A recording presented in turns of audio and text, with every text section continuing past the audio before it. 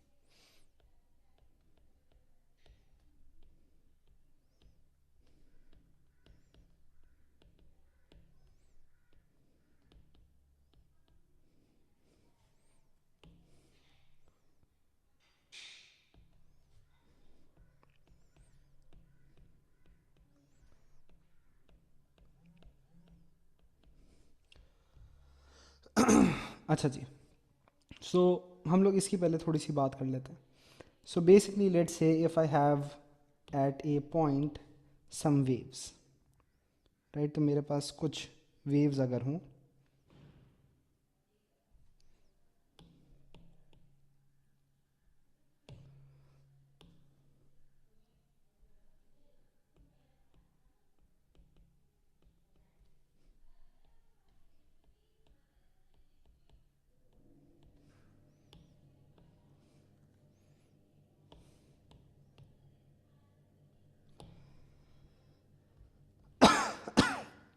मैं यहाँ पे कुछ वेव्स ड्रॉ करता हूँ।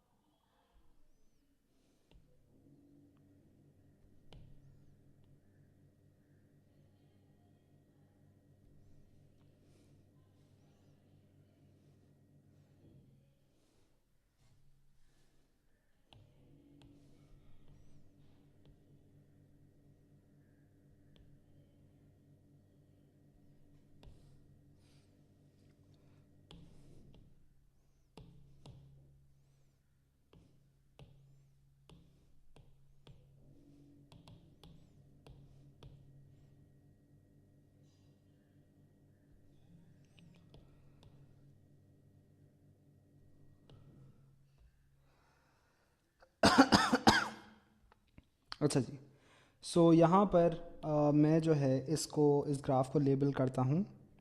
So first of all both of these are displacement distance graphs.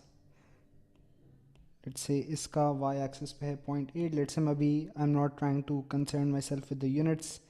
इसके y एक्सिस पे है 0.4 डिस्प्लेसमेंट है, तो मैक्स क्या हो सकता है, या तो मीटर हो सकता है, सेंटीमीटर हो सकता है, राइट. और ये एट डिफरेंट डिस्टेंसेस हमें जो है दो वेव्स दिए गए हैं. सो लेट्स से red one is wave A. This is one wave that is occupying that point. और ये जो ऑरेंज में है दिस इज़ वेव बी, जो कि उसी पॉइंट को ऑक्यूपाई कर रहा है. तो हम लोग ये देखते हैं कि प्रिंसिपल ऑफ सुपरपोजिशन बेसिकली किस तरीके से यहाँ इस्तेमाल होगा. So principle of superposition, again if we just go through the statement, states that if two or more waves occupy a point, the resultant displacement at that point is the vector sum of the displacement of each wave. अच्छा, अब मैं इसके लिए कुछ points select कर लेता हूँ. So let's say I have to drop a vertical line just to tell you कि भाई ये वो पॉइंट्स है जिनकी मैं बात करना चाह रहा हूँ. सो एक पॉइंट फर्ज करें ये वाला हो गया. से let's call this one point 1. ठीक है. अब फर्ज करें अगर मैं आपसे पूछूं कि भाई पॉइंट 1 पे रिजल्टेंट डिस्प्लेसमेंट क्या होगा, तो यहाँ पे क्या कहानी है कि भाई आपके पास दोनों वेव्स है, दोनों का ही कुछ ना कुछ डिस्प्लेसमेंट है, तो आपने उन दोनों को बेसिकली ऐड करना है, राइट. तो आपका सुपरपोजिशन का लॉ ये कहता है. सो वेव बी का तो बेसिकली 0.4 है. वेव ए का मैं लेबल करके बता देता हूँ. अगेन ये तो कोई ग्रिड नहीं है, तो you don't know for sure. Let's say कि ये जो है दिस इज 0.5. सो आपका रिजल्टेंट डिस्प्लेसमेंट क्या हो जाएगा, 0.5 प्लस 0.4 विच इज 0.9. एक और पॉइंट उठा लेते हैं. Let's say a point like this one.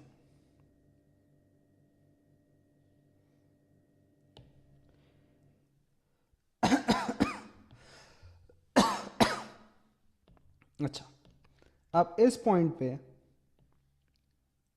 कुछ इस तरीके से हालात हैं. तो यहाँ पर मैं कह देता हूँ कि भाई इसका जो ये y एक्सिस का वैल्यू है ये है 0.7, ये पॉइंट नंबर 2 है. और ये वाले का जो है दिस इज़ लाइक -0.4. अब यहाँ पे बेसिकली आपको ये समझ आएगा कि इस जुमले में वेक्टर सम क्यों लिखा था. देखिए हम लोगों ने काइनेमैटिक्स पढ़ा है, तो हमें पता है डिस्प्लेसमेंट बीइंग अ वेक्टर हमारी कैलकुलेशन के हिसाब से पॉजिटिव भी आ सकता है, नेगेटिव भी आ सकता है. सो बेसिकली वेव ए, अगर हम ट्रांसवर्स वेव की बात करें, समझे कि पानी में दो वेव्स आ रही हैं. सो ये इसको 0.7 मीटर में भी ऊपर डिस्प्लेस करा रहा है, ये इसको 0.4 मीटर नीचे डिस्प्लेस करा रहा है. तो इसका रिजल्टेंट क्या होगा, 0.7 minus 0.4. This is all that it means. तो अगर हम 0.2 पे इसका डिस्प्लेसमेंट ढूंढें तो वो क्या हो जाएगा. सो रेड वाले वेव ए की वजह से दिस इज 0.7, और ऑरेंज वाले वेव बी की वजह से this is basically -0.4 which is 0.3. यानी हम डिस्प्लेसमेंट्स को बेसिकली ऐड ही कर रहे हैं, लेकिन क्योंकि डिस्प्लेसमेंट वेक्टर है, अगर हम उसकी डायरेक्शन का ख्याल रखें तो ये नेगेटिव आ रहा है. And this is basically my answer. Just for the sake of completeness अगर मैं एक तीसरी एग्जाम्पल उठा लूँ, let's say something like this. ठीक है. तो इसके हिसाब से ये 0.3 हो जाएगा. This is -0.8. This is again -0.4. This is my 0.3. तो 0.3 पे क्या हो जाएगा, 0.3 पे the displacement would become -0.8 plus -0.4 which is basically -1.2 meters. ठीक है. सो बेसिकली हम लोगों ने आज इससे शुरू किया. For the people who joined late, we have just started superposition और हम लोग इससे आगे बढ़ रहे हैं. ठीक है.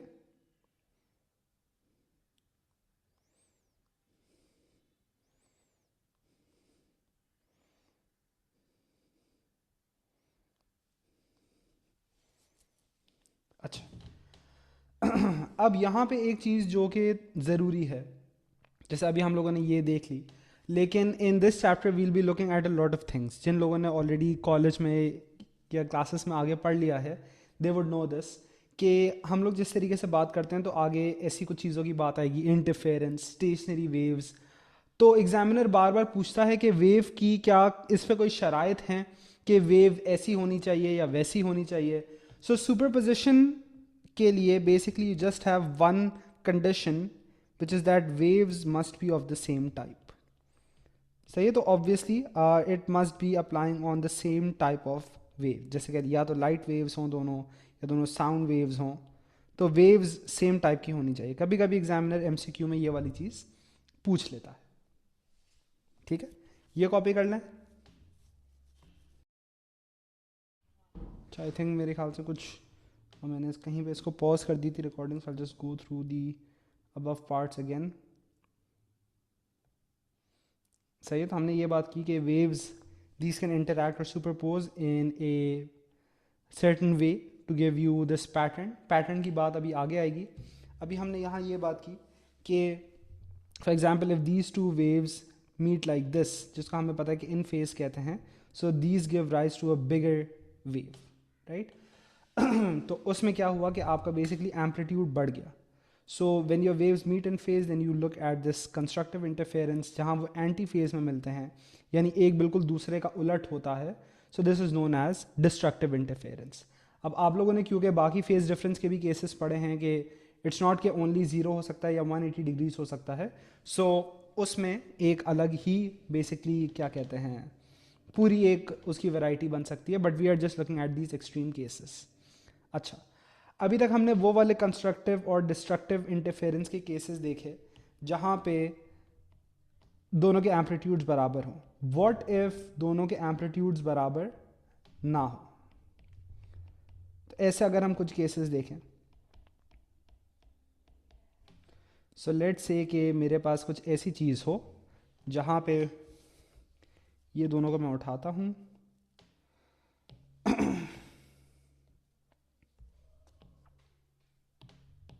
और मैं यहाँ रखता हूँ, और नीचे वाले को मैं थोड़ा सा छोटा कर देता हूँ। So let's say this one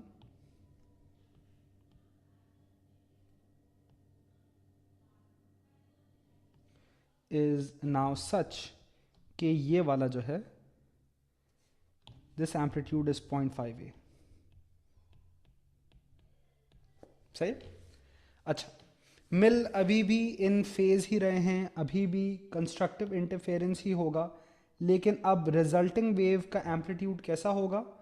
so obviously now this time it's not going to be क्या कहते हैं 2a, तो डबल नहीं होगा क्योंकि दोनों के एम्पलीट्यूड बराबर नहीं है, लेकिन उसी हिसाब से इसका थोड़ा सा बढ़ जाएगा amplitude. So now it would probably be something like this and this.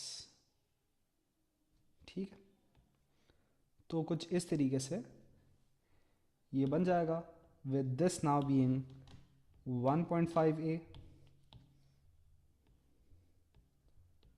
and this one being the other one also obviously being 1.5 है। ठीक है, अच्छा, अब हम लोग और आगे बढ़ते हैं।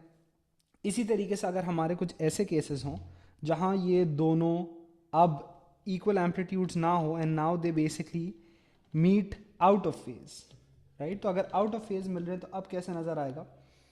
सो आउट ऑफ फेज मिल रहे हैं तो ये वाली चीज़ यहाँ पर, ये वाली चीज़ यहाँ पर, अब क्या हो जाएगा रिजल्टिंग वेव का एम्पलीट्यूड?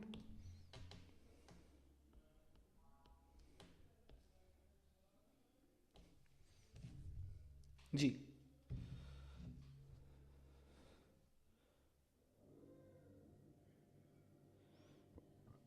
या right. So this is now basically this same wave, और देखिएगा कि बेसिकली इसके हिसाब से बनेगा, राइट, बिकॉज इसका एम्पलीट्यूड ज़्यादा था, तो this is now going to become 0.5, this is also going to become 0.5।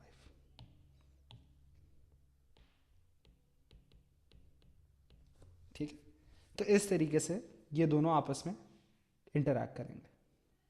सही है, तो हर केस हम सिर्फ डिस्ट्रक्टिव इंटरफेरेंस का नाम उस केस के लिए रिजर्व नहीं करते जहां एम्पलीट्यूड बिल्कुल ही जीरो हो जाता है, even if the amplitude is not zero but the waves are meeting out of phase, तो उसको भी हम लोग डिस्ट्रक्टिव इंटरफेरेंस ही कहते हैं, राइट।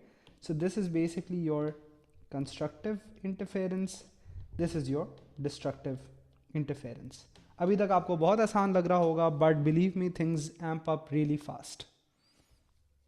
देखिए पहले वाले में क्या है, दूसरे वाले में मायरा, देखिए अगर इस पॉइंट पे मैं सोचूं तो डिस्प्लेसमेंट वुड बी पॉजिटिव ए, यहाँ पे हो जाता है -0.5 ए, राइट। अगर सुपर पोजिशन यूज़ करूँ तो a प्लस -0.5 ए कितना हो जाएगा, 0.5 ए। यहाँ पे तो फिर से 0 0 है, राइट, सो इट्स जस्ट 0।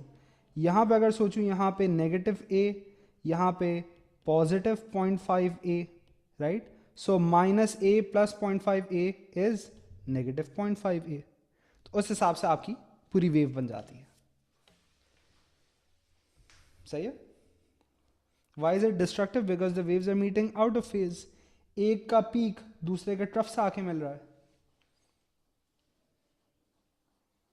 ठीक है। ऐसे हमने बात की है ना ऊपर डिस्ट्रक्टिव इंटरफेरेंस की। अच्छा, हम लोग जब आगे बात करेंगे तो हम लोग जब पैटर्न की बात करेंगे तो वहाँ पे आपको एग्जामिनर ये पूछता है अक्सर सवालों में that what is a condition for interference patterns, ठीक है। So for interference to be observed,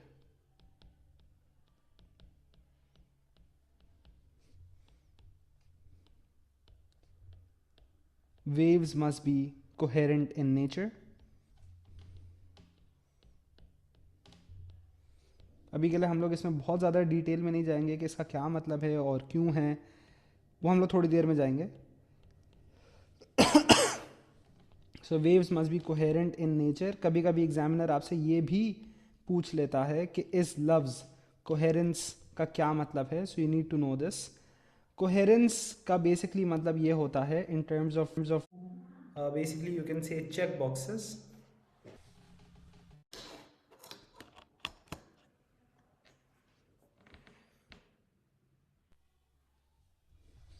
सो आप दो चीज़ों में इसकी बात करते हैं। One is called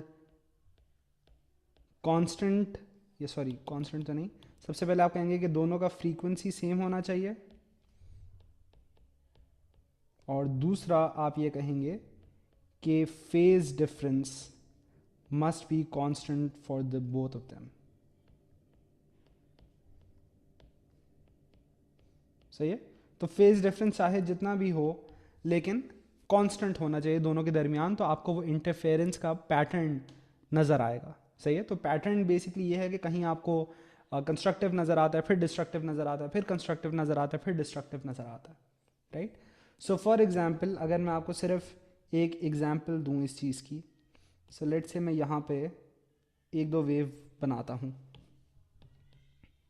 so let से मैंने रेड वाली वेव, अभी मैं बिल्कुल ही फ्री हैंड बना रहा हूँ, सो रेड वाली वेव मैंने बनाई वो यूँ है।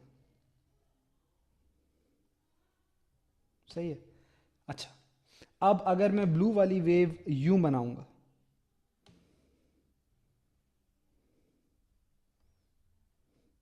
अब मुझे ये बताएं कि क्या इनके दरमियान फेज डिफरेंस कांस्टेंट हो सकता है? The answer is no, right. क्योंकि any point that the red wave hits you can see that the blue wave hits before, and then क्योंकि इसका ब्लू वाले का फ्रीक्वेंसी ज़्यादा है, so it's just getting progressively faster, तो सब कुछ ही वो at an increasing rate red वाले से पहले कर रहा है। तो समझे कि पहले पीक को उसने इतना पहले हिट किया रेड वाले से, लेकिन अगला पीक जब इसने हिट किया तो रेड वाले का पीक अच्छा खासा दूर है, फिर इसने तीसरे वाले पीक को हिट कर दिया तो रेड वाले का पीक और भी दूर हो गया, जब इसने अपना चौथा पीक हिट कर दिया तो अभी तो यहाँ पे रेड वाला। तो यहाँ पे आपको क्या नज़र आ रहा है कि बेसिकली ब्लू वाला wave is faster, it has a greater frequency. तो अगर फ्रीक्वेंसी आपका सेम ना हो तो फेज डिफरेंस तो कांस्टेंट हो ही नहीं सकता। सो फेज डिफरेंस कांस्टेंट होने के लिए दोनों का फ्रीक्वेंसी सेम होना ज़रूरी है। आप ये दो चीज़ें कहेंगे, so phase difference must be constant and the same frequency. Now for example if I just clone this wave, right, तो ऑब्वियसली फ्रीक्वेंसी सेम ही होगा। अब अगर ऐसी कोई चीज़ है तो आप देख रहे हैं कि इसका फेज डिफरेंस कांस्टेंट है। कैसे? कि इन दोनों के पीक्स में जितना फासला यहाँ है उतना ही यहाँ है, उतना ही यहाँ है, and so on and so fourth. So phase difference constant होने के लिए फ्रीक्वेंसी बराबर होना लाजिम है, ज़रूरी है, right? Otherwise you will not be seeing an interference pattern. ठीक है, ये बात समझ आती है आप लोगों को? This is what is meant when we say coherence. All right,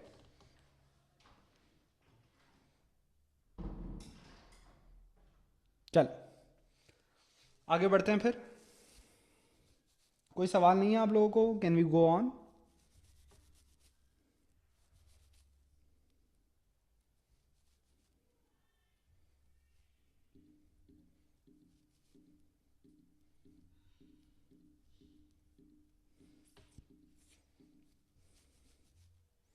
चल, so let's now go on to this idea of basically जो interference patterns होते हैं। और उससे पहले हमें थोड़ी सी बात करनी है of something you already studied. पहले हम लोग वो बात कर लेते हैं, that idea is really diffraction. क्योंकि आगे जो हम पढ़ने जाएंगे यंग्स डबल स्लिट, उसमें इसका अच्छा खासा इस्तेमाल आएगा। तो ओवरऑल आप लोग को शायद आइडिया इसका याद हो। आप लोग वो लेवल्स में वेव्स में पढ़ते हैं, पहले रिफ्लेक्शन पढ़ते हैं, फिर रिफ्रैक्शन पढ़ते हैं, फिर डिफ्रैक्शन पढ़ते हैं। तो डिफ्रैक्शन का आइडिया क्या होता है? This is the bending of a wave around an edge और थ्रू अ गैप। सही, जैसा अगर मैं ओ लेवल्स की बात करूं तो ओ लेवल्स में आप लोग कहते थे कि refraction is the bending of a wave as it basically travels between different media, right? लेकिन अगर हम डिफ्रैक्शन की बात करें, इसमें भी आपके पास क्या कहते हैं, ये होता है what do you call it, इसमें भी बेंडिंग होता है, लेकिन इसकी बेंडिंग की वजह अलग होती है। सही है? अच्छा, इसका जो डायग्राम होता है ये किस तरीके से नज़र आता है ये मैं ज़रा दिखा दूँ। So let's say that this is your gap. O levels वाली ही डायग्राम है। I use the exact same thing in O levels to teach this, the exact same type of diagram. तो ये आपका कोई गैप है,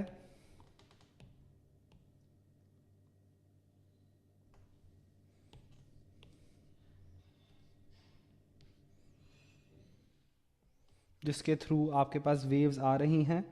सो waves are arriving at your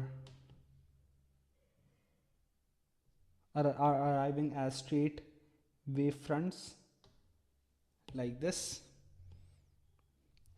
So इसके बाद आप लोग को पता है कि इसमें बेंडिंग होती है और बेंडिंग से बेसिकली आपकी वेव्स कर्व हो जाती हैं। So it looks like this, this and this. ठीक है। डिफ्रैक्शन के बारे में याद रखने की बात यह है कि डिफ्रैक्शन में वेवलेंथ चेंज नहीं होता। जितना वेवलेंथ डिफ्रैक्शन से पहले था उतना ही वेवलेंथ डिफ्रैक्शन के बाद भी होता है। So the diagram on the left that basically shows you diffraction through a gap. Now how does diffraction around an edge look like, इसकी थोड़ी सी बात कर लेते हैं। सो अराउंड एन एज ऐसे होता है कि एज पे हमारे पास एक कोना होगा,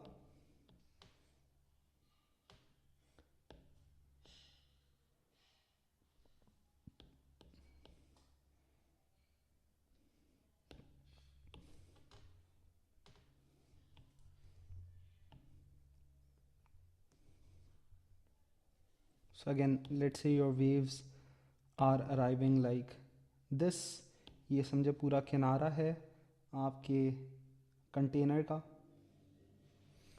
सो उसके बाद जब आपकी वेव्स आएंगी, so again they would now be curve like this, this, this and this. ठीक है। अच्छा, ओ लेवल से एक बनाने का तरीका, and this is also not really wrong, is कि आप गैप के थ्रू स्ट्रेट बनाएं और बाकी के हिस्से को कर्व कर दें। That's also fine. अगेन इसमें भी आपका वेवलेंथ सेम है, जितना फासला ये है उतना ही फासला ये भी है, ठीक है। सो ये इसकी कुछ छोटी मोटी बातें हैं।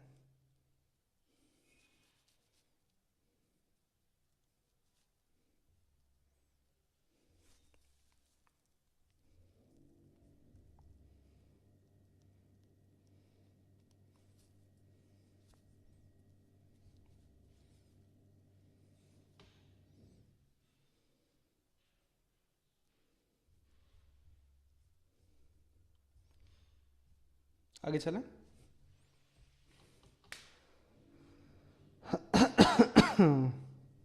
Class will and probably a little bit before 8:15, but हाँ 8 से 8:15 के दरमियान एंड होगी। अच्छा जी।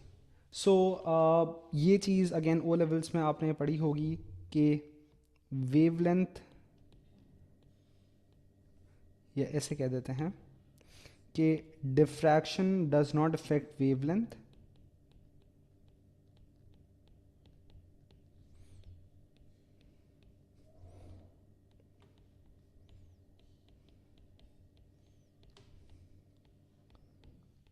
But wavelength affects the amount of diffraction. यानी डिफ्रैक्शन से आपका वेवलेंथ तो चेंज नहीं हुआ, लेकिन आपकी कितनी वेवलेंथ है उससे इस चीज़ पे फ़र्क पड़ेगा कि आपकी बेंडिंग कितनी हो। सही है। So this is something you have to keep in mind. So you can say that generally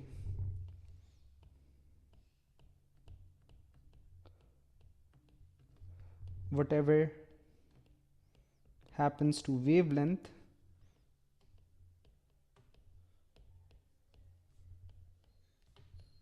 happens to diffraction। यानी कि अगर आपका वेवलेंथ कम है तो डिफ्रैक्शन कम है, वेवलेंथ ज़्यादा है तो डिफ्रैक्शन ज़्यादा है। सही। अच्छा, इसकी एक रियल लाइफ एग्जांपल की अगर हम बात करें, फॉर एग्जांपल, तो जैसे कि अगर हम बात करें let's say around valleys, right, तो अगर आपके पास पहाड़ों के दरमियान अगर कोई विलेज है तो उसमें आपके पास मोबाइल फ़ोन के सिग्नल्स कैसे पहुंच जाते हैं, क्योंकि अगर आपको ओ लेवल्स का इलेक्ट्रोमैग्नेटिक वेव याद हो, so radio wave, microwaves basically use होते हैं मोबाइल फ़ोन्स में और उनका wavelength is one of the greatest, right. So क्योंकि उसका वेवलेंथ इतना ज़्यादा होता है वो डिफ्रैक्ट करता है ज़्यादा और वो इस तरीके से वहाँ नीचे खाइयों में पहुँच जाता है। Something like for example light would not be able to diffract as much as that, ठीक है। तो ये इसकी कुछ एग्जाम्पल्स हैं। अच्छा, अब इसी तरीके से और अगर हम बातें करें, सो ये तो हमने बात की कि वेवलेंथ और डिफ्रैक्शन का क्या ताल्लुक है, राइट। अब वेवलेंथ के अलावा diffraction also depends on the gap size, right. So generally the lesser the gap size, जितना छोटा आपका गैप होगा या जितना आपका एज वाली जगह जितनी छोटी होगी, दी ग्रेटर द डिफ्रैक्शन।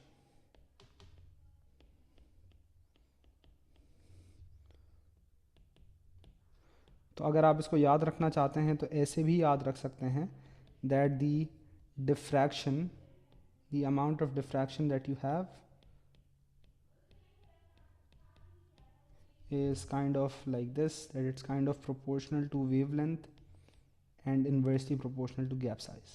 मतलब वेवलेंथ ज़्यादा तो डिफ्रैक्शन ज़्यादा, वेवलेंथ कम डिफ्रैक्शन कम, गैप साइज ज़्यादा डिफ्रैक्शन कम, गैप साइज कम डिफ्रैक्शन ज़्यादा, right. So you can also talk about it like this.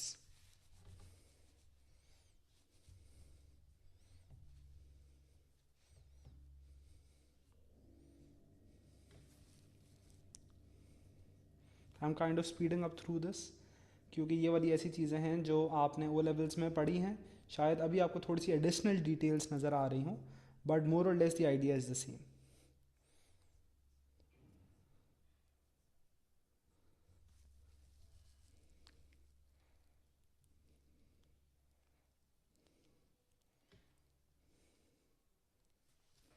Done. अच्छा, एक केस होता है जहाँ पे आपको सबसे ज़्यादा डिफ्रैक्शन नज़र आती है। सो ये चीज़ भी एग्जामिनर कभी कभी जैसे पूछ लेता है। So you would say that diffraction is the greatest when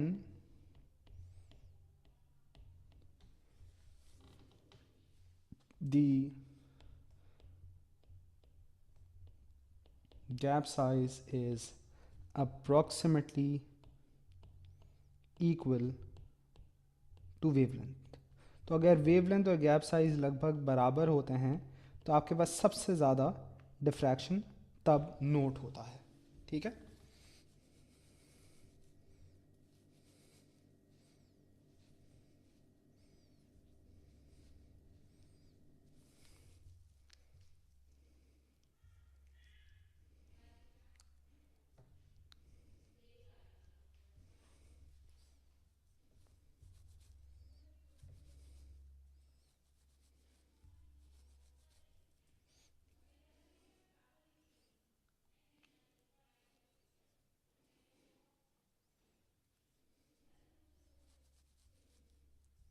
ये लिख लें तो बताइएगा।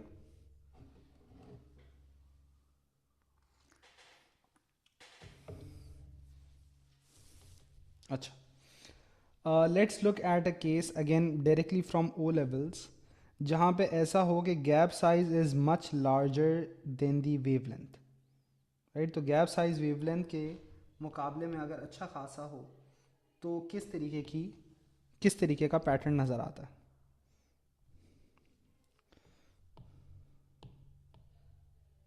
For example like this.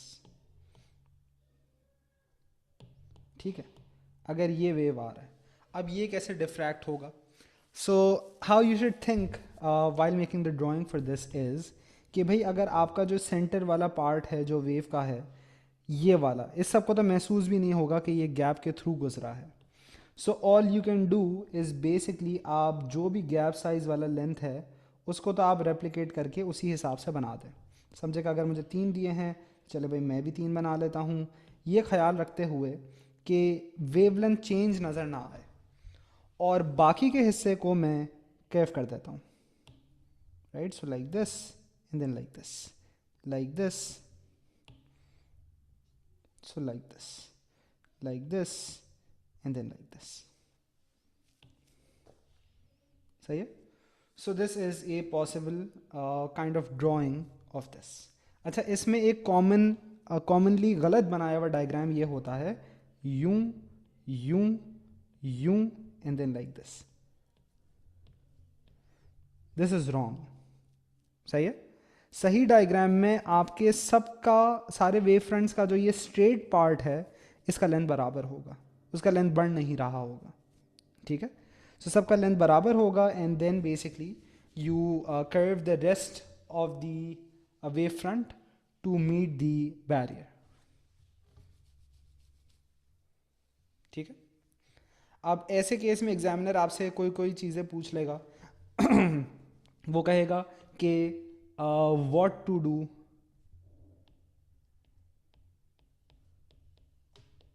To increase diffraction. तो वो पूछेगा कि भाई अगर मुझे डिफ्रैक्शन बढ़ाना है तो मैं क्या करूं। तो क्या कहेंगे आप, what can we do here, like what's the most basic suggestion. आप गैप साइज कम कर दें। Right, so you can reduce your gap size ताकि वेवलेंथ और जो आपका गैप साइज है वो एक दूसरे के कंपेरेबल हो जाएं, एक दूसरे के करीब हो जाएं, और फिर आपके पास ज़्यादा डिफ्रैक्शन फिर से नोट हो। Right, why is this less diffraction is because the waves are not as circular as they were before. सही है।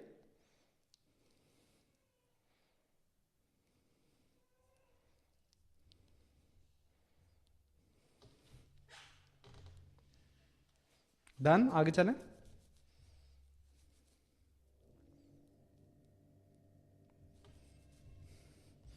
अच्छा, इसके कुछ सवाल देखते हैं हम लोग।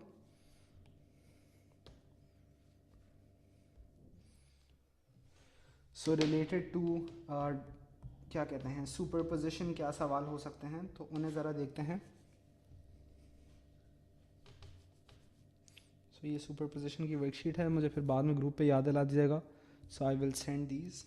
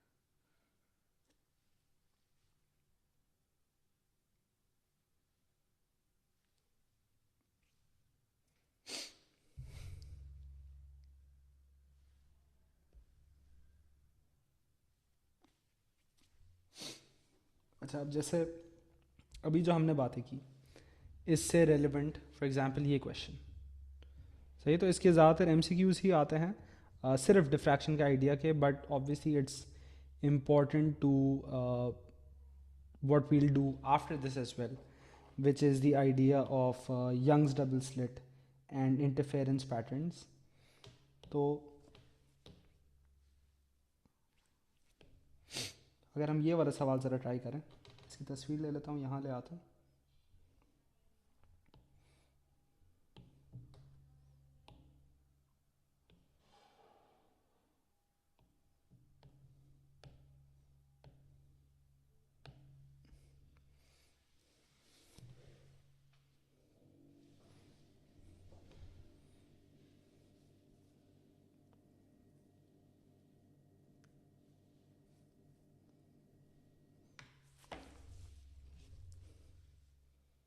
हाँ जी, आप लोग बताएं पहले, फिर मैं इसको डिस्कस करता हूँ।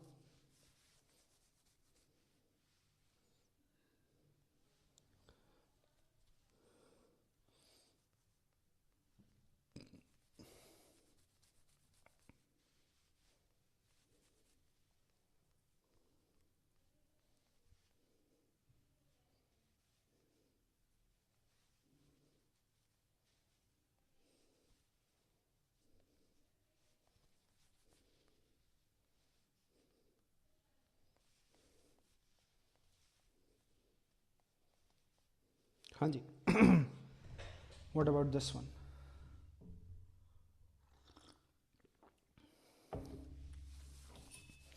So diagram 1 shows a ripple tank experiment in which plane waves are diffracted through a narrow slit in a metal sheet.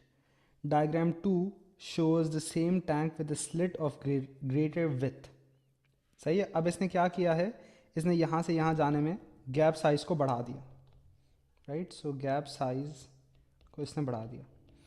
In each case इसने कहा the pattern of the waves incident are shown, which action would cause the waves in diagram 1 to be diffracted less and so to produce an emergent frequency. तो अगर इसने gap size को बढ़ाया है तो basically ये इसको इस आइडियल कंडीशन से दूर ले गया और वो चाह रहा है कि हाँ भाई डिफ्रैक्शन कम ही हो। तो वेवलेंथ को क्या करना चाहिए, वेवलेंथ कम होना चाहिए। और वेवलेंथ कैसे कम होगा, by increasing frequency, v equals to F lambda. So अगर फ्रीक्वेंसी बढ़ाएंगे तो वेवलेंथ कम हो जाएगा। Length of the vibrating bar, amplitude, इससे तो कोई फर्क ही नहीं पड़ता है। मैंने अभी ऐसा कोई फैक्टर डिस्कस कराया नहीं, इसका मतलब उससे फर्क ही नहीं पड़ता है। सही है। और अगर मैं बी के बारे में सोचूं तो अगर स्पीड बढ़ाया है तो इसका मतलब बेसिकली वेवलेंथ बढ़ा होगा, which is not what I want. अगर वेवलेंथ बढ़ेगा तो इसका मतलब ये है कि भाई अगर फ़र्ज़ करें ये पहले दोनों बराबर थे तो गैप साइज बढ़ा तो मैंने वेवलेंथ को भी फिर बढ़ा दिया, तो उससे डिफ्रैक्शन कम थोड़ी होगा, उससे तो डिफ्रैक्शन बढ़ जाएगा। यस, समझ आया आप लोगों को ये वाला? इसके सिर्फ 2-4 और एमसीक्यू देखते हैं फिर आगे बढ़ते हैं।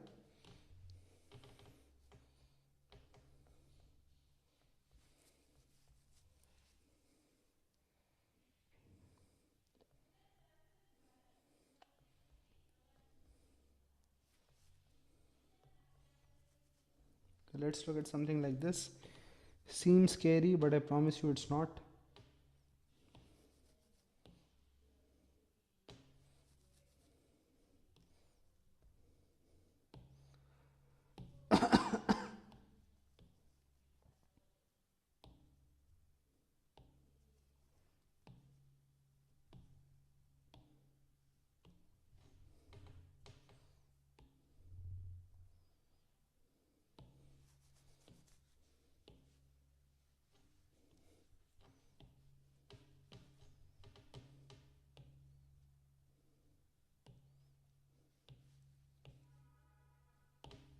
चलें जी, how about this one?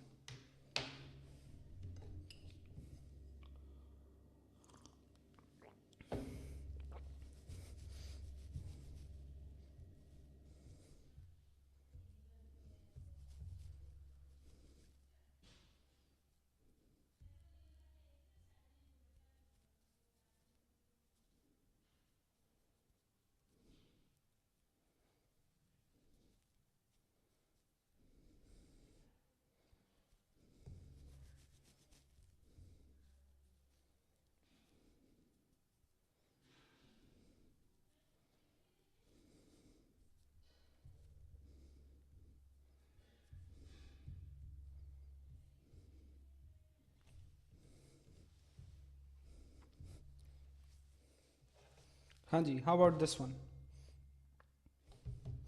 तो कह रहा है कि wave front at X Y वो कब पहुंचेगा यहाँ पर।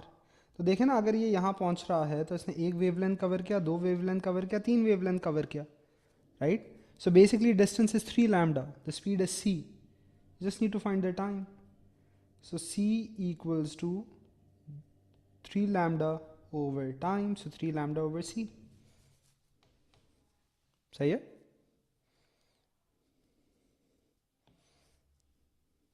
एक आधा और सवाल देख लेते हैं।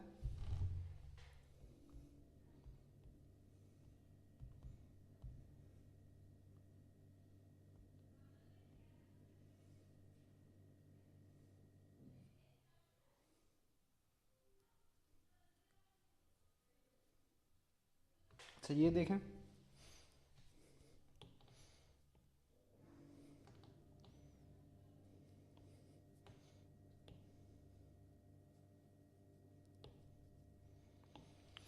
so diffraction can be observed when a wave passes an obstruction. Diffraction effect is greatest when the wavelength and obstruction are similar in size. For waves traveling through air, what is the combination of wave and obstruction that could best demonstrate diffraction?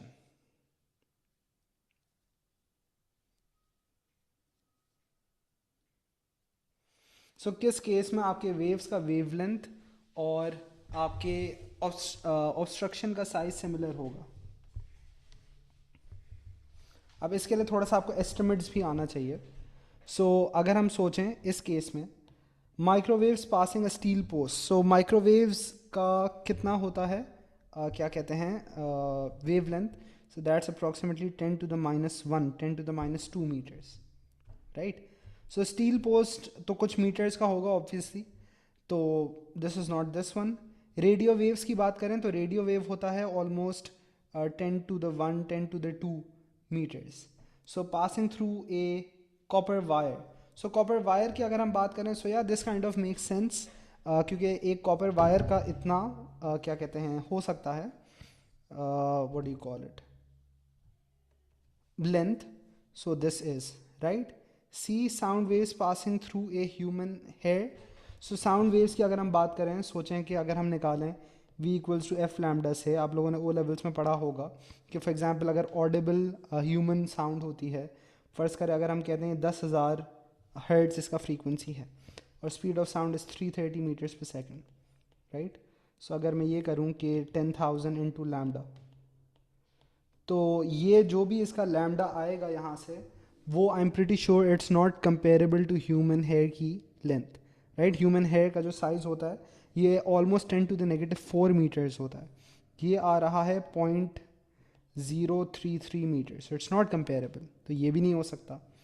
Visible light तो छोड़ ही दें, उसका तो wavelength होता है 10 to the -7 metres, तो उसका और गेट पोस्ट का कोई मुकाबला ही नहीं है, राइट।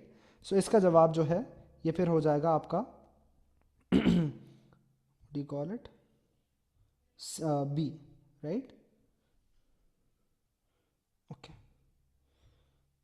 एक आखिरी सवाल करते हैं जिस तरीके के सवाल की मैंने बात की थी कि जो आता है।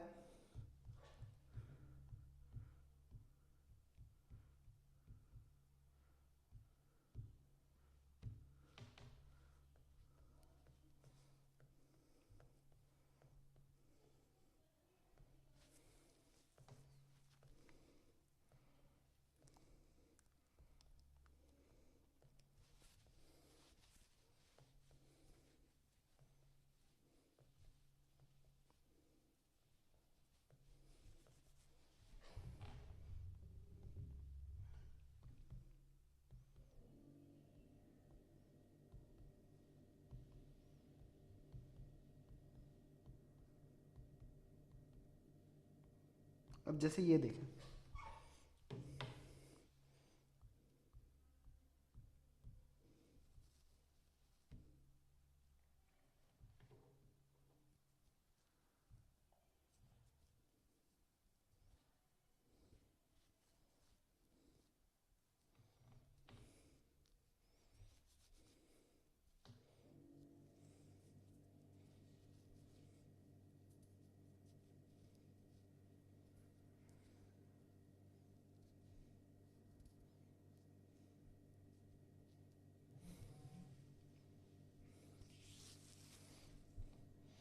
How about this one.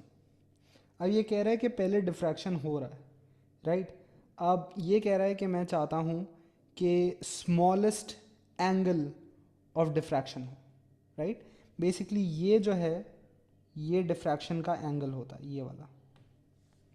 वो कह रहा है कि मैं चाहता हूँ कि ये एंगल कम हो जाए।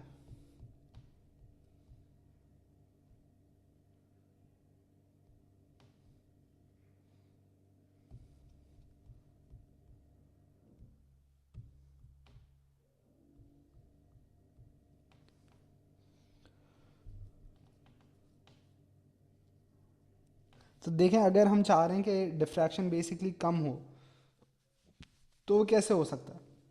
बेसिकली वेव्स अगर स्ट्रेटर हो जाएं, right, right.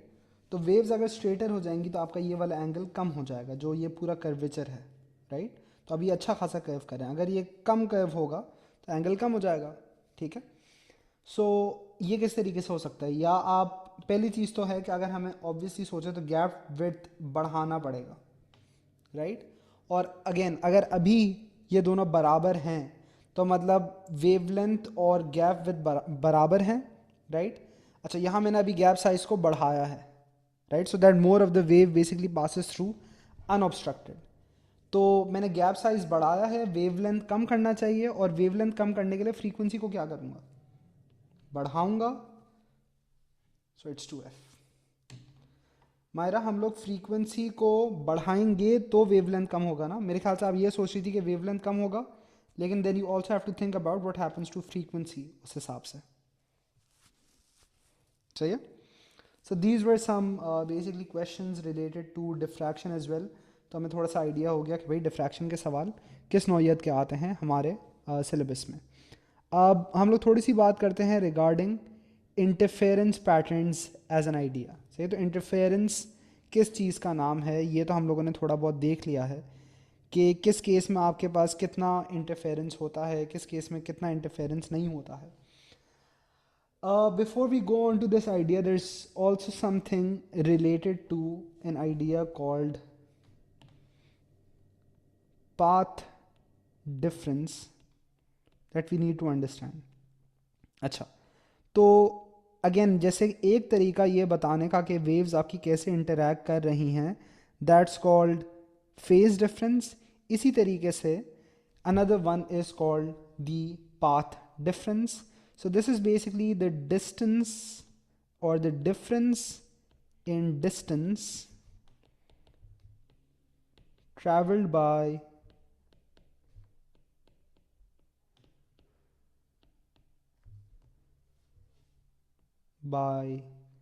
uh, two waves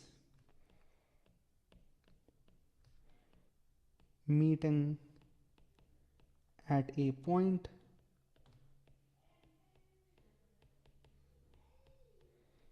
and this is usually given in terms of wavelength. So usually given in terms of wavelength.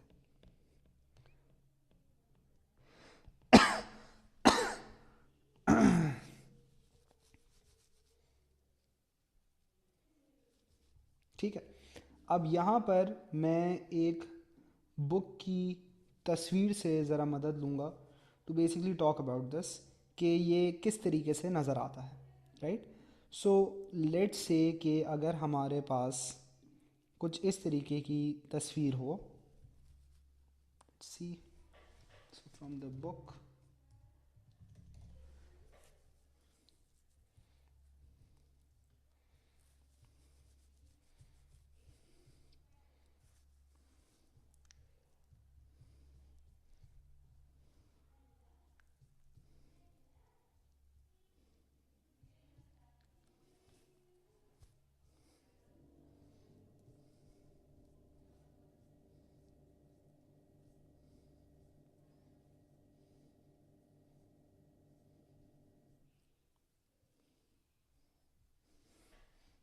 अच्छा जी,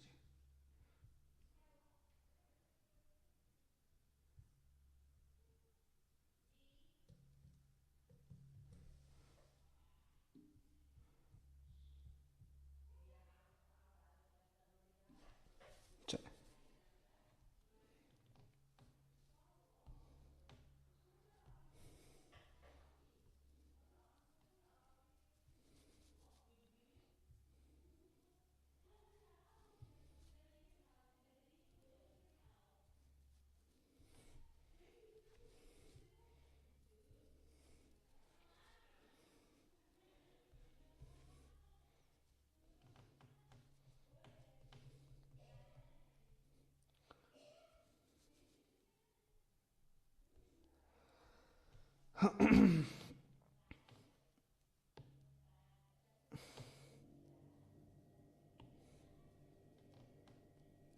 अच्छा, तो अब यहाँ पे हमारे पास एक तस्वीर है which basically shows the waves which are arriving at this point and यहाँ पे एक चीज़ जो आपको नज़र आ रही होगी कि जिस तरीके से ये waves निकल रही हैं, these are basically emitted in phase, right? So ये मैं लिख लेता हूँ, so waves emitted in phase के लिए ये है, out of phase के लिए कैसे होगा वो भी फिर हमें समझ आ जाएगा once we understand this, ठीक है। so मैं इसको ज़रा नीचे ले जाता हूँ ताकि डायग्राम साफ ही रहे। Let me take this back up again, ठीक है। सो अब यहाँ पे ये जो वेव्स हैं ये बेसिकली डिफरेंट पॉइंट्स पे मिल रही हैं। Now how do I basically try to figure out कि किस तरीके से ये मिल रही होंगी और उसके हिसाब से कैसे इंटरफेरेंस हो रहा होगा। Let's talk about point C, this seems the simplest क्योंकि ये दोनों के बिल्कुल दरमियान में है। अभी ये वाला जो सब कुछ है, इनफैक्ट आप लोग शायद देख लेंगे तो मैं इस पर अभी कागज़ लगा देता हूँ, right. So let's talk about point C. So point C पे ऐसा क्या होगा, सही है। So this is point C. अब पॉइंट सी पे अगर मैं देखूं वेव ए से भी आ रहा है, बी से भी आ रहा है, दोनों इंटरैक्ट करेंगे। मैं सोचता हूं कि ए से आने में वेव ने कितना फासला कवर किया हुआ है, right. So I am talking about this. तो ये देखें, एक वेवलेंथ, दो वेवलेंथ, तीन वेवलेंथ, चार वेवलेंथ, सही है। जो बी से आ रहा है सी पे, एक वेवलेंथ, दो वेवलेंथ, तीन वेवलेंथ, चार वेवलेंथ, यानी ए से आने वाली वेव ने भी चार वेवलेंथ किया, बी से आने वाली वेव ने भी चार वेवलेंथ किया। अच्छा, यहां पे आपको बेसिकली ये नजर आ रहा है that the waves were also emitted in phase, right. जहां पे इसका पीक आ रहा था पहले, इसका भी पीक आ रहा है और एंड में ये ऐसे आ रहे हैं कि इसका ट्रफ इसके ट्रफ से कोइंसाइड कर रहा है, इसका पीक इसके पीक से कोइंसाइड कर रहा है। So basically when they meet they are still in phase. और हमें पता है कि अगर ये इन फेज हैं सो बेसिकली अब कंस्ट्रक्टिव इंटरफेरेंस होगा। Now how can I talk about this is basically in terms of path difference. मैं अगर ये कहूँ तो इधर पे 4 लैम्डा इसने कवर किया, इधर पे 4 लैम्डा इसने कवर किया। अगर पाथ डिफरेंस की बात करूं तो दोनों में कोई पाथ डिफरेंस है ही नहीं, right? So the path difference is basically 4 lambda minus 4 lambda, सही है, विच इज स्टिल, इसको क्या हो रहा है भाई, चलिए इसको एक मिनट मिटा देता हूं। So path difference at this point is 4 lambda minus 4 lambda which is basically 0। तो पॉइंट सी पे कोई पाथ डिफरेंस नहीं है। Let's talk about point D. Point D में क्या है कि point D is obviously closer to A than it is to B, right? तो ए ज्यादा फासला कवर करेगा, ए कम फासला कवर करेगा, बी उसके मुकाबले में ज्यादा फासला कवर करेगा। देखते हैं दोनों कितनी कितनी वेवलेंथ कवर करते हैं। सो ए कवर्स 1 2 3 4 5। तो ए ने कवर की 5 वेवलेंथ्स, बी ने कितनी कवर की?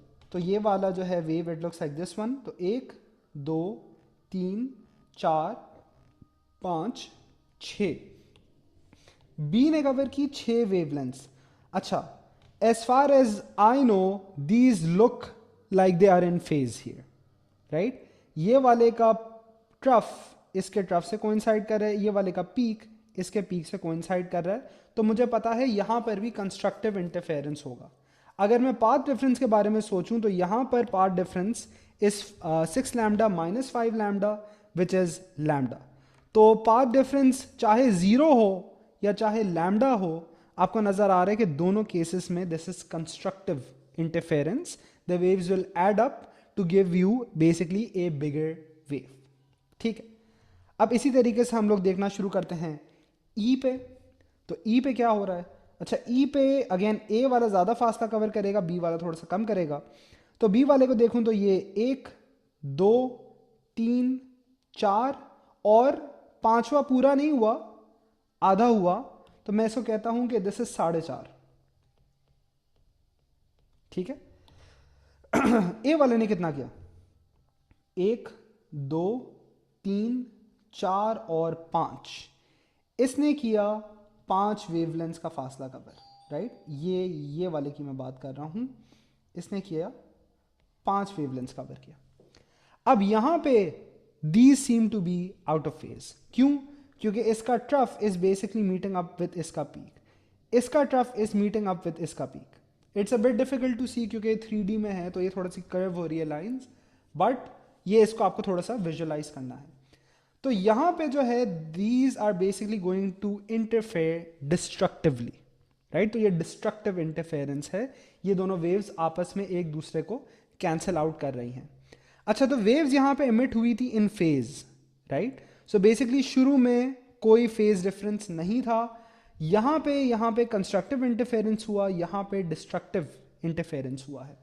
How can I express this in terms of the wavelength? अब मैं यहां पे जिस तरीके से मैं फेज डिफरेंस की शराइत प्रेजेंट कर रहा था, उसी तरीके से मैं कंस्ट्रक्टिव इंटरफेरेंस की भी शर्त आपके सामने रखूंगा। सो फॉर पाथ डिफरेंस, अगर कंस्ट्रक्टिव हो तो पाथ डिफरेंस कैसा होना चाहिए, डिस्ट्रक्टिव हो तो किस तरीके से होना चाहिए? सो कंस्ट्रक्टिव इंटरफेरेंस का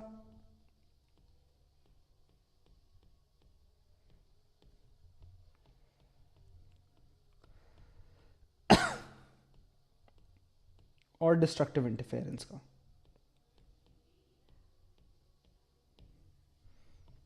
अच्छा, कंस्ट्रक्टिव इंटरफेरेंस में मुझे जिस तरीके से यहां पे नजर आया, या तो 0 लैम्डा हो या लैम्डा हो, या इसके अलावा और केसेस हो, for example 2 lambda 3 lambda 4 lambda. तो उसमें क्या होगा कि भाई एक वेव शायद यूं आ रहा हो, दूसरा वाला वो शायद यूं आ रहा हो,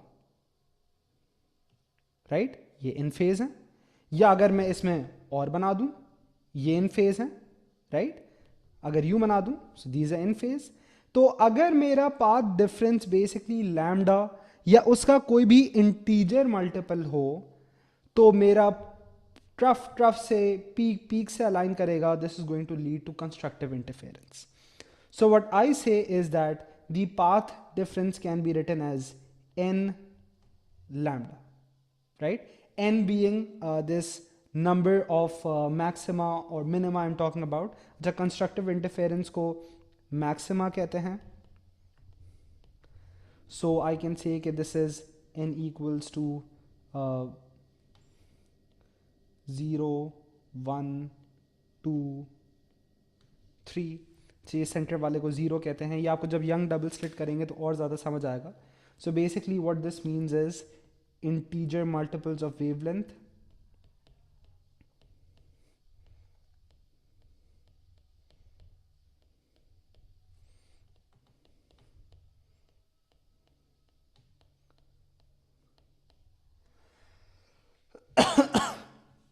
और इसी तरह अगर डिस्ट्रक्टिव इंटरफेरेंस की बात करूं तो ये देखें, अब अगर एक यू मिल रहा है या एक यू मिल रहा है, दिस इज डिस्ट्रक्टिव. चाहे इससे जितना भी फासला पहले कवर किया हो, जैसे ये हो तो ये भी डिस्ट्रक्टिव होगा, राइट? तो ये डिस्ट्रक्टिव कैसा है? क्योंकि इसने कवर किया एक और दो wavelength. My bad. So for example अगर एक यूं आ रहा है और दूसरा जो है वो इस तरीके से आ रहा है कि it's like this, right? And basically if they were emitted in phase, तो इन फेज के लिए अगर एक यूं हो, राइट, तो ये देखें इन फेज इमिट हुए हैं, लेकिन फिर इनमें आपस में फ़र्क आ गया, राइट? सो चाहे हाफ वेवलेंथ हो या चाहे 2.5 वेवलेंथ हो या चाहे 3.5 वेवलेंथ हो, इन सारे केसेस में this would now be classified as destructive interference. तो अगर डिस्ट्रक्टिव इंटरफेरेंस की बात करें तो उसकी शराइत कैसे दी जा सकती हैं? सो डिस्ट्रक्टिव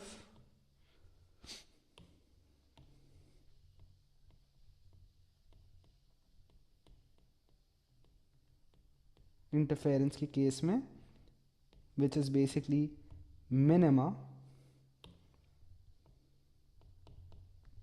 हम कहेंगे that the path difference is given like this n plus half lambda. अच्छा, इसका अगर आप किसी और बुक में देखें, कभी पास पेपर्स में भी नज़र आएगा, कहीं प्लस भी लिखा होता है, कहीं माइनस भी लिखा होता है.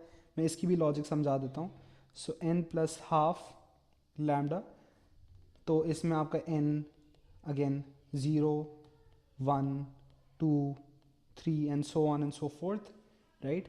तो इस तरीके से है. So the first case of destructive interference में आपका हाफ वेवलेंथ का फ़र्क होगा, फिर एक और जो आएगा वो उसमें 1 का फ़र्क होगा, सो 1 प्लस हाफ 1.5 का फ़र्क होगा and so on and so fourth. कहीं कहीं आप देखेंगे वो यूं भी लिखा होगा n माइनस हाफ लैम्डा, तो उसमें बेसिकली आपकी काउंटिंग 1 से स्टार्ट होती है, right? So the first case is still 0.5 wavelength का फ़र्क. तो चाहे मैं प्लस वाले में 0 रखूँ या माइनस वाले में 1 रखूँ, पहले वाले का फ़र्क क्या कहते हैं, हाफ लैम्डा का. सो उसमें 1 से स्टार्ट होता है, फिर 2, फिर 3 एंड देन सो ऑन. कुछ लोग ऐसे भी लिखते हैं कि इसको भी n लैम्डा लिखते हैं, लेकिन वो ये जहन में रखते हैं कि भाई ये ऑड नंबर ऑफ वेवलेंथ्स का फ़र्क है. तो फिर वो यहाँ पे ऐसे रखते हैं कि वो स्टार्ट करते हैं 0.5 से, फिर 1.5, फिर 2.5 एंड सो ऑन, राइट? तो this is obviously like this is what I go by and this I feel like if you know this तो आपको इतना कोई मसला नहीं होता. इसको हम कहते हैं this is odd multiples of half wavelengths.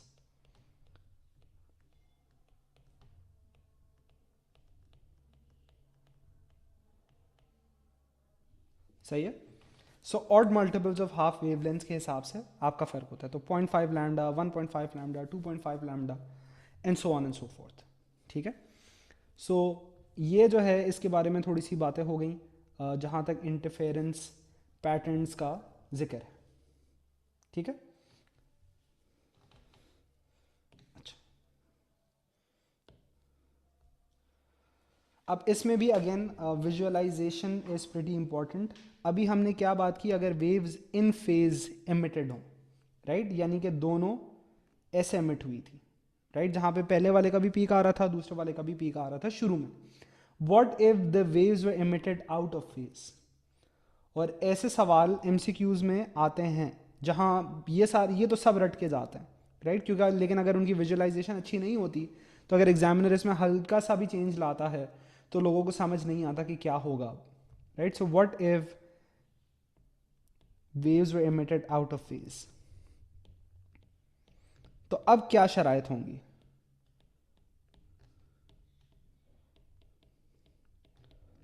अब इसको ज़रा समझें, राइट? आपको इसको विजुलाइज करना है। अगर waves out of phase emit हो रही हैं तो इसका क्या मतलब है? इसका मतलब है कि भाई अगर मेरे पास ऊपर से कोई वेव उठा के ले आता हूँ, चले एक जैसे ये वाली है, इसी को उठा लेता हूँ।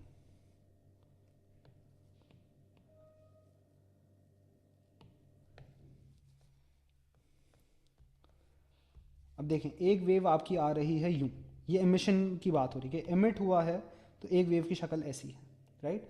और दूसरे वाली की जो शक्ल है वो ऐसी है, ठीक है? दिस बट इट्स बेसिकली, कैसे कर सकते हैं, it's basically like this, right? तो उसका उलट है। अब ये ऑलरेडी आउट ऑफ फेज है, राइट? अगर ये, मेरा सवाल आप लोगों से ये है कि लेट से हम लोग सेंटर में बात करते हैं जहां ये दोनों सेम डिस्टेंसेस ट्रैवल करके पहुंचे हों, राइट? सो लेट से अगर पाथ डिफरेंस जीरो है, ये दोनों आए, समझे कि जैसा ये डायग्राम है एग्जैक्टली ऐसा है, 1 2 3 4 4.5, इसने भी 4.5 कवर किया, इसने भी 4.5 कवर किया, तो ये दोनों पहुंचे, राइट? सो लेट्स से if the path difference is zero, कैसा इंटरफेरेंस होगा? कंस्ट्रक्टिव होगा या डिस्ट्रक्टिव होगा?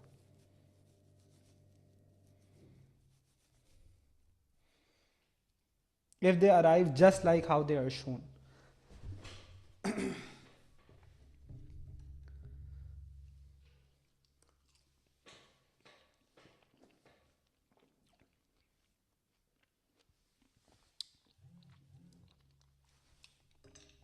बिल्कुल डिस्ट्रक्टिव होगा। अब मुझे खुद बताएं, अगर मैं चाह रहा हूं कि कंस्ट्रक्टिव हो तो क्या होना चाहिए?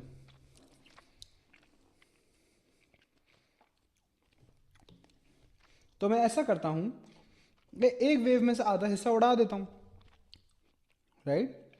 फिर let me get rid of half of the wave, आधी वेव लेंथ का आधे वेव का फर्क ले आता हूं, मामला सेट हो जाएगा, राइट? सो फॉर एग्जाम्पल, इसको पहले मैं एक मिनट थोड़ा सा सही कर दूं ताकि देखना आसान हो जाए।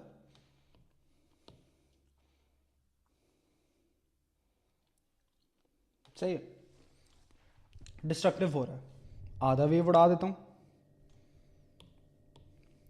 अब हो गया कंस्ट्रक्टिव। तो बेसिकली अगर आपके waves already out of phase emitted हैं तो अब आपको कंस्ट्रक्टिव इंटरफेरेंस के लिए ये आधे वेवलेंथ का फर्क लाना पड़ेगा। अगर आप नहीं लाएंगे तो वो जैसे आउट ऑफ फेज एमिट हुए थे ऐसे ही आउट ऑफ फेज मीट होंगे और डिस्ट्रक्टिव इंटरफेरेंस हो जाएगा। सही है? So this is an important idea. So if waves are emitted out of phase, you would say that the conditions for constructive and destructive interference swap।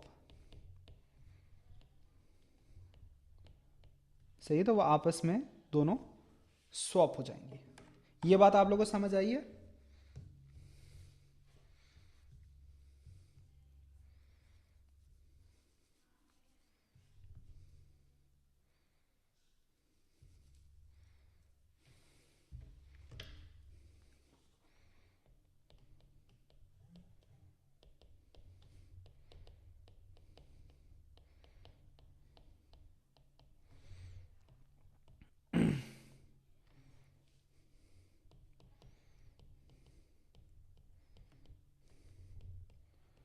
देखिए, मैंने ये कहा, इसको ज़रा फिर उड़ा देता हूँ।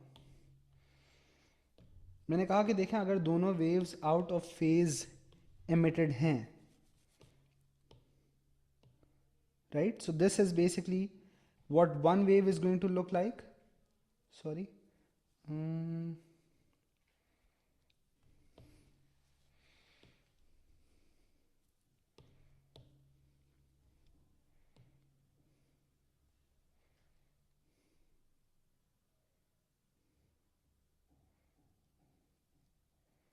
How did I just do it? खैर बना लेता हूँ मैं। तो देखें,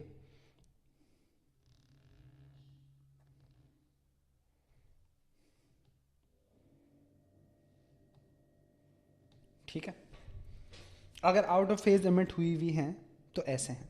तो अभी हमने क्या बात की कि भाई अगर ये दोनों सेम ही फासला कवर करके आएंगे तो कोई भी इनका मतलब अगर दोनों का पार्ट डिफरेंस जीरो हो तो बेसिकली आपको पता है ये डिस्ट्रक्टिवली इंटरफेयर करेंगे। अब समझे, अगर मैं आपसे सवाल पूछता हूँ कि अगर मुझे इसको कंस्ट्रक्टिवली इंटरफेयर करवाना है तो क्या करना पड़ेगा, राइट? ये सवाल है। तो कंस्ट्रक्टिवली इंटरफेयर कराने के लिए basically I have to make my peaks meet up with the peaks and vice versa. तो अगर मैं इनमें आधे वेवलेंथ का यूं फर्क ले आऊं, जस्ट लाइक दिस, हो गए अब इन phase, right?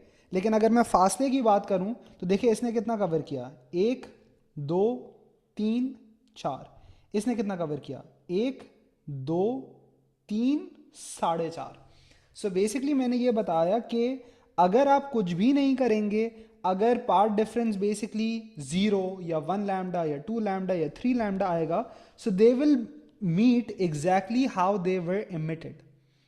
Out of phase meet कर रहे थे, आउट ऑफ फेज एमिट हुए थे, आउट ऑफ फेज ही मीट करेंगे। जैसे यहां पे अगर मैं सोचूं इन फेज एमिट हुए थे, सो इन सारे केसेस में ये इन फेज मीट भी कर रहे हैं, तो कंस्ट्रक्टिव इंटरफेरेंस हो रहा है, right? But basically to change this up, अगर मैं चाहता हूं कि ये आउट ऑफ फेज मीट ना करें, ये इन फेज मीट करें, तो मुझे आधे वेवलेंथ का फर्क लाना पड़ेगा so that they now interfere constructively. समझ आया?